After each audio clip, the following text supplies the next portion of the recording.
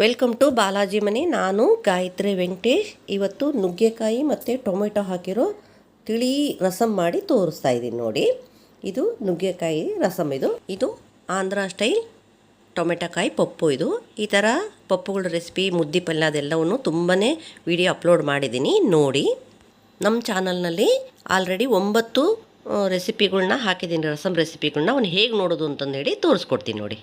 ಇಲ್ಲಿ ಇದು home video shorts, ಇದು ಪ್ಲೇ ಲಿಸ್ಟ್ ಅಂತ ಒತ್ತಿದರೆ ಇದು ನೋಡಿ. ನಾನು ಯೂಟ್ಯೂಬ್ನಲ್ಲಿ ಮಾಡಿರ್ತೀನಲ್ಲ, ಇದು ರಸಮ್ ರೆಸಿಪಿ ಮೇಲೆ ಒತ್ತಿದರೆ ನಿಮಗೆ ನಾವು ಮಾಡಿರೋಂಥ ರಸಮ್ ರೆಸಿಪಿಗಳು ಎಲ್ಲ ಬರುತ್ತೆ ನೋಡೋದು. ನಾನೀಗ ಆಲ್ರೆಡಿ 9 ರಸಮ್ ರೆಸಿಪಿನ ಹಾಕಿದ್ದೀನಿ ನೋಡಿ. ಇಷ್ಟು ಇವನ್ನ ಒಂದೇ ಸಲ ನೀವು ನೋಡ್ಕೋಬೋದು ರಸಮ್ ರೆಸಿಪಿಗಳು. ಬನ್ನಿ ನುಗ್ಗೆಕಾಯಿದು ರಸಮ್ ಹೇಗೆ ಮಾಡೋದು ಅಂತ ತೋರಿಸ್ಕೊಡ್ತೀನಿ. ಮೊದಲೇ ಈ ನುಗ್ಗೆಕಾಯಿನ ಚೆನ್ನಾಗಿ ವಾಶ್ ಮಾಡಿಕೊಂಡು ಇದಕ್ಕೊಂದು ಸ್ವಲ್ಪ ಉಪ್ಪು ಹಾಕಿ ಸ್ಟವ್ ಆನ್ ಮಾಡಿಬಿಟ್ಟು ಒಂದು ತಟ್ಟೆ ಮುಚ್ಚಿ ಅದ್ರ ಮೇಲೆ ಸ್ವಲ್ಪ ನೀರು ಹಾಕಿ ಬೇಯ್ಲಿಕ್ಕೆ ಇಡಬೇಕು. ಆಮೇಲೆ ಈ ಕಡೆ ಅದು ಬೇಯೋಷ್ಟೊತ್ತಿಗೆ ಇತ್ಲಗಡೆ 1-2 ಟೊಮೆಟೊ ತೊಗೊಂಡಿದ್ದೀನಿ. ಅವನ್ನ ಸಣ್ಣಗೆ ಹೆಚ್ಚಿಬಿಟ್ಟು ಅದರಲ್ಲಿ ಸ್ವಲ್ಪ ಹುಣಸೆಹಣ್ಣು ಹಾಕಿಬಿಟ್ಟು ಪೇಸ್ಟ್ ಮಾಡ್ಕೊಂಬರ್ಬೇಕು. ಅದನ್ನು ಮೆತ್ತಗೆ ಮಾಡ್ಕೊಂಬರ್ಬೇಕು. ಅದು ಈ ರೀತಿ ಆಗಬೇಕು ನೋಡಿರಿ.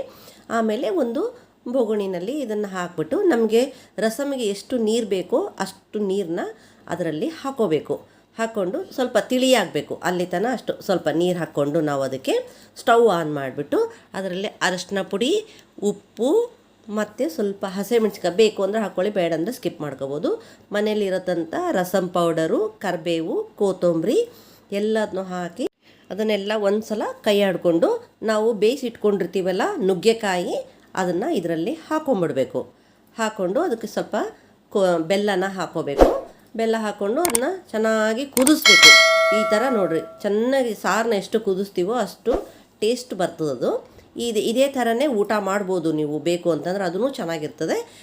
ಬೇಡ ಅಂತಂದ್ರೆ ನಿಮ್ಗೆ ಸ್ವಲ್ಪ ಚೆನ್ನಾಗಿರಬೇಕು, ಇನ್ನೂ ಟೇಸ್ಟಾಗಿರಬೇಕು ಅಂದರೆ ಸ್ವಲ್ಪ ತುಪ್ಪದ ಒಗ್ಗರಣೆನ ಕೊಟ್ಕೋಬೇಕು. ಸ್ವಲ್ಪ ತುಪ್ಪ, ಸಾಸಿವೆ, ಜೀರಿಗೆ ಮತ್ತು ಇಂಗು ಎಲ್ಲದನ್ನೂ ಹಾಕಿ ಅದನ್ನು ಒಗ್ಗರಣೆನ ಇದರಲ್ಲಿ ಹಾಕಿಬಿಟ್ಟು ಒಂದು ಸಲ ಕೈ ಆಡಿಬಿಟ್ರೆ ಸಾಕು. ತುಂಬ ರುಚಿಯಾಗಿರುವಂಥ ನುಗ್ಗೆಕಾಯಿ ಟೊಮೆಟೊ ರಸಮ್ ರೆಡಿ.